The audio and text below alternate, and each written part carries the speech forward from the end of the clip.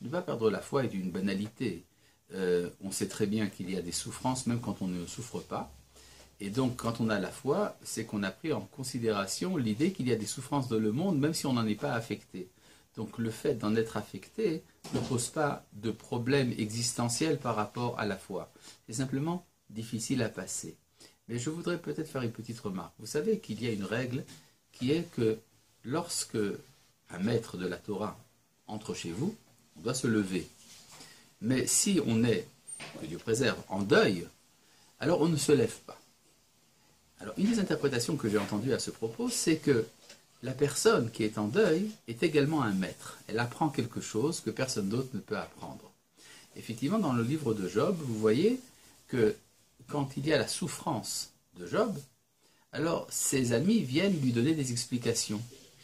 Et les explications qu'il donne de sa souffrance sont toutes très très bonnes, très très belles, et pourtant Job les refuse.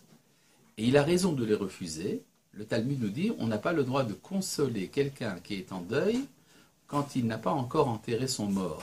Parce que la souffrance est telle que les explications ne sont pas faites pour cette personne. Mais grâce à son refus de recevoir les explications de ses amis, eh bien Job finalement reçoit un entretien direct avec le Créateur.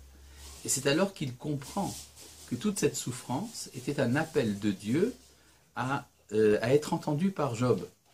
C'est-à-dire, c'est comme si quelqu'un frappait à la porte pour pouvoir rentrer.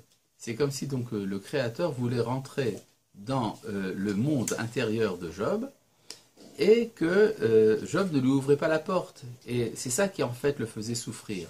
Mais à partir du moment où il s'est ouvert, eh bien, la souffrance a cessé. En tout cas, elle a cessé d'être une souffrance.